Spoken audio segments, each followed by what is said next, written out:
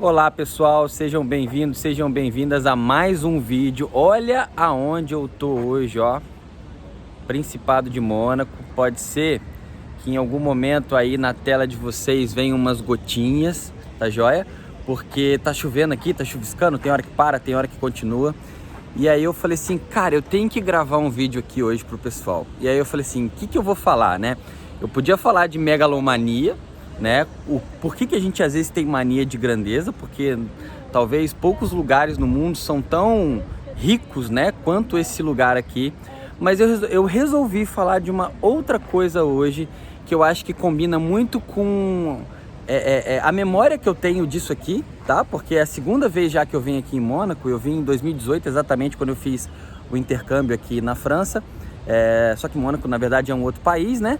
Só que eu vou falar de Fórmula 1, que é um esporte que eu gosto muito, um esporte que esse ano eu vou pela primeira vez assistir um grande prêmio em São Paulo ao vivo, né? Nunca pude ir, esse ano eu consegui comprar os ingressos. E por que eu resolvi falar de Fórmula 1? Porque na verdade quando a gente fala de Mônaco, a gente fala do Ayrton Senna, né? Na minha história, eu lembro que quando o Senna morreu, eu chorava igual criança, né, cara? Eu lembro direitinho, eu acho que todo mundo lembra o que estava fazendo, como estava, quando no dia, né, que o Senna sofreu aquele acidente e veio a falecer. Mas por que eu gosto, né? Por que eu escolhi esse tema? E falando de Fórmula 1, né? É exatamente naquele ponto ali, ó. Deixa eu ver esse aqui. Naquele ponto ali é onde eles armam os boxes, né? Exatamente naquela reta ali. A gente já fez aqui uma parte do circuito. Mas por que eu resolvi falar de performance, né? Você é o tipo de pessoa que quer fazer sempre tudo muito perfeito? Você é aquela pessoa que não se permite errar? Você é aquela pessoa que se cobra demais e muitas vezes, né, acaba deixando de fazer o que tem que ser feito porque não tá tudo perfeito? Entende? Você se identifica com isso? Você é aquela pessoa que não se permite errar de jeito nenhum. Nossa, se eu errar, o que vai acontecer? O que vão dizer? Sabe? Esse perfil de pessoa. Acho que vocês já entenderam o que eu quero dizer aqui. Às vezes eu fico olhando onde eu posso ir e me distraio um pouco do que eu tenho que falar, tá bom, gente? Mas o que eu quero dizer para vocês com isso? Quando a gente fala de performance, né, a gente lembra de Fórmula 1. Fórmula 1 é uma temática performática muito grande, né? Tem uma temática de performance muito grande. O Senna era um cara extremamente performático, né? Ele dividia a pista em vários setores. Ele tentava baixar o tempo dele em cada setor desse. Por isso que ele era tão rápido. A gente lembra, né? Do Senna na chuva, tá? Que tinha uma performance muito acima do normal e conseguia ser o rei ali da corrida na chuva. Mas, gente, quando a gente fala de performance biologicamente, do que a gente fala, né? Do que a gente pensa, de quais conflitos que estão por trás. Quando a gente fala de performance, a gente pode pensar em duas coisas. Primeiro, os nossos conflitos de desvalorização, tá? Então, lembra que eu já falei para vocês em várias vezes, né? Para a gente viver os nossos conflitos, nós precisamos de 3 temáticas: medo, impotência e solidão. Então, quando a gente vive a impotência é o próprio congelamento.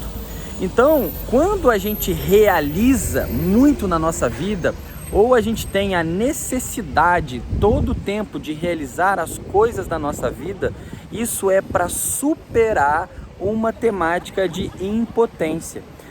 E outra coisa que a gente pode pensar é na energia masculina, e a nossa primeira referência masculina é a energia do pai. Em francês, pai é père. Então todo mundo que é performático, né, a performance, tem uma necessidade inconsciente de agradar ao pai, que lá atrás, na história da pessoa, por um motivo ou por outro, não estava próximo ou não esteve presente, ou aquela criança sentiu que aquele pai, por algum motivo, não esteve presente na vida dela. Então a performance também é uma necessidade inconsciente de agradar esse pai, que lá atrás não estava presente na vida dessa pessoa. E quando a gente consegue ressignificar o nosso masculino, a nossa história com o nosso pai e também a nossa noção de impotência, não significa que a gente não vai ter mais resultados na nossa vida. Significa que a gente não se torna dependente de forma visceral dos nossos resultados.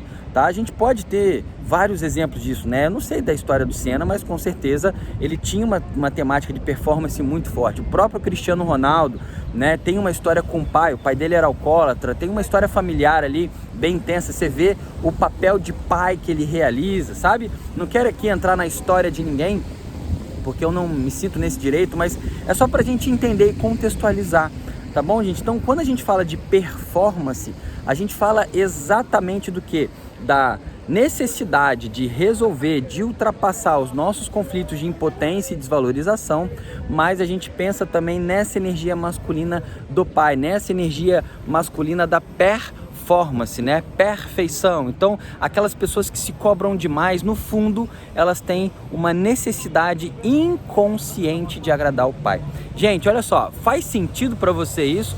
Coloca aqui nos comentários se faz sentido, se você está gostando dos vídeos. Olha só o visual, gente. Você está gostando desse visual? Vocês percebem que aqui eu tô ultrapassando os meus conflitos de desvalorização, que eu sou o cara certinho. Eu gosto de gravar no consultório, eu gosto de gravar sentado ali com... Cara, mas olha só, né? Cheio de gente aqui me olhando, tipo, o que esse moleque tá fazendo aí? Então, para mim, é uma maneira de eu ultrapassar os meus conflitos e levar de uma maneira mais informal o conteúdo que eu já levo, porque essas coisas que eu falo aqui, eu falo para vocês em todos os, né, em todas as minhas redes, né, digamos assim, tá bom, gente? Então coloque aqui o comentário se faz sentido para vocês, se você se identifica, compartilhe esse vídeo, gente, compartilhe esse vídeo com aquelas pessoas, né, os seus amigos que possam se interessar.